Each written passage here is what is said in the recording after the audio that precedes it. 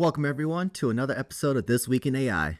A lot has happened this week and I'm excited to share the news. So without any further ado, let's get right into it. Let's kick things off with some new and trendy tools in the AI space. By no means is this an exhaustive list. It's just a couple of tools that caught my eye this week, and some of these items will find their way in a future episode of AI Toolshed. So if you see something that you would like expanded upon, then be sure to draw attention to it down in the comments. So let's get right into it. Over the past couple weeks, I've noticed that AI sound and music has been getting a lot of traction. Being able to create your own unique sound and music that sounds halfway decent has never been easier. The latest tool that I've been checking out is called LoudMe.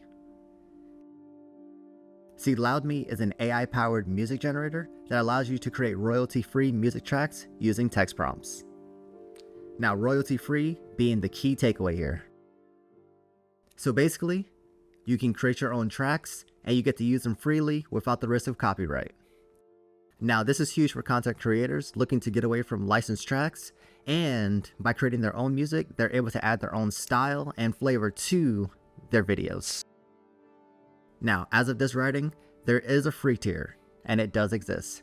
With this free tier, you get 100 credits to play around with, but be warned that any of the music that you create is just for you. You are not allowed to use it for commercial purposes. Now, all this means is if you have the intentions of actually monetizing this new sound that you have created on, say, like iTunes or the App Store or whatever, then you would have to actually move on to a higher tier, because at the end of the day, nothing's really free. To follow up from LoudMe, we have the StoryGraph.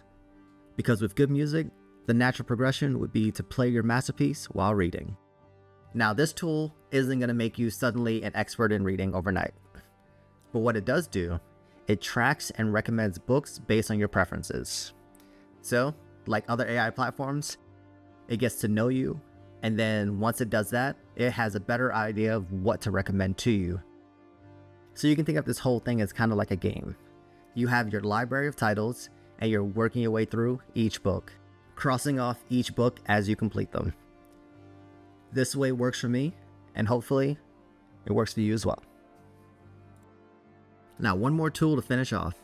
Have you ever been given an assignment and the idea of doing the research and actually writing an essay sounds like a ton of work? Well, nowadays we have chatbots like ChatGPT and Gemini that can spit out essays in seconds. You think to yourself, this is perfect. All I have to do is copy and paste and call it done. But with this convenience, you remember that AI-generated words sound very robotic. And with a glance, you know you'll be found out for using AI. So, the question is, what can I do about this? Besides the obvious of doing the work yourself. Say you couldn't care less and you have no problem doing copy and paste. Now, if that's you, then Humanize AI is the tool for you.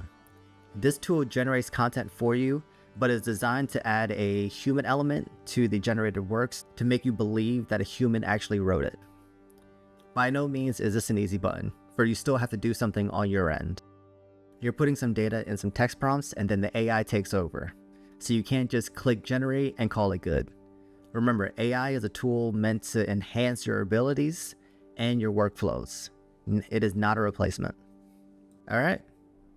Let's jump right into some news stories that I've collected this week. And no better place to start than with Apple. Did anyone catch that Apple Intelligence presentation the other day? If you didn't, Apple pretty much talked about its future releases like the AirPods 4, Apple Watch Series 10, and a lot more. But my favorite was definitely the 5 minutes spent on the new camera controls. See, these camera controls allow you to use your camera to take pictures and get information back. For those of you who watched the presentation, think back to that awkward scene of the man taking pictures of the dog to try to figure out his breed, rather than just talking to the owner that was standing right next to him. In my opinion, the new features are just making people more antisocial. But that's just my opinion, and I definitely would like to know yours down in the comments. Quick update on Gemini, which is Google's chatbot. If you are a regular user of Gemini, then you are probably aware of the fact that you have the ability to create graphics, but in a very limited sense in Gemini. So the image generation would either work or it would just straight up just not work.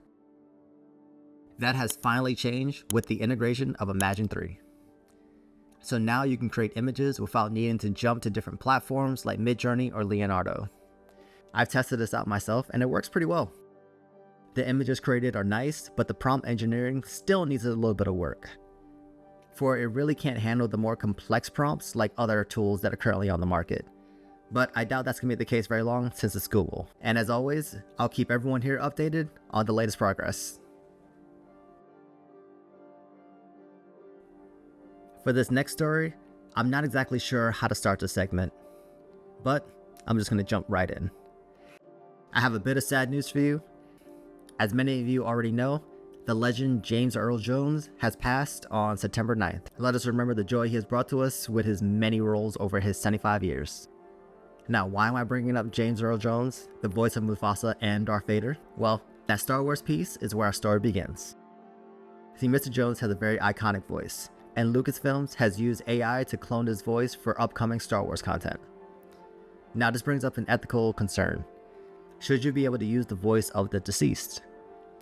Now, AI voice cloning has been around for a while, and the Voice Actors Union has expressed their concerns about the negative impacts of voice cloning technology.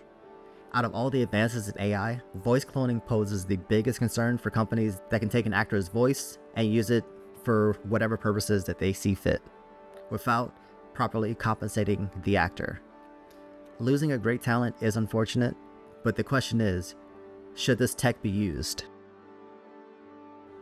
See, I understand the argument for using it, but at the same time, this tech is problematic for actors that are still alive and still rely on their voice to make a living.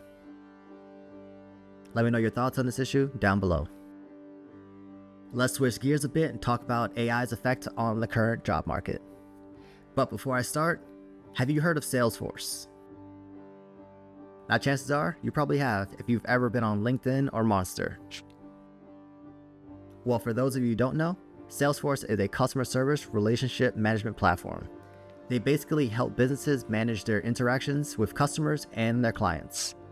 But I won't dive too deep into them because that's not what the story is about. So let's jump right to the main topic. See, Salesforce is releasing smaller and more accurate AI models. They're releasing these models and making them all open source, so anyone can download them and start experimenting. So, I know what you're thinking. Why should I care about this? And that's a fair question. This is something mainly used by developers and not consumers. But what makes this exciting is the fact that this is open source. That means that AI is even more accessible than it has been before. More people can get their hands on the models and create new things based on them. New AI tools are being released seemingly every day, but not a whole lot of them are bringing anything new to the table. This new push by Salesforce can help force innovation in the AI space and create competition. Competition being the driving force of growth, leading to more useful tools that we can use as regular consumers. And of course, any new tools on the market will be covered here on Cloud Edit. So AI has been around for quite a while. Many outlets predicted that once AI was adopted by companies, we'll see massive layoffs. Entire workforces expected to be replaced by AI. However, a white paper released by the British AI software firm Automated Analytics argues against this notion. According to the white paper, AI has led to no job losses. In fact, many big corporations in hospitality and the service industries have seen only positive impacts from AI, such as streamlined workflows and improved recruitment costs. I'll leave a link to the article in the description if you'd like to explore the topic any further. While the situation is positive right now, it's important to remember that AI is still evolving. The current trend may change in the future, so be sure to subscribe so you don't miss out on the latest developments. Alright, that's a wrap for this week's episode. If you made it to the end, thank you for watching. Come back next week for more news on the ever-changing world of AI. See you next time.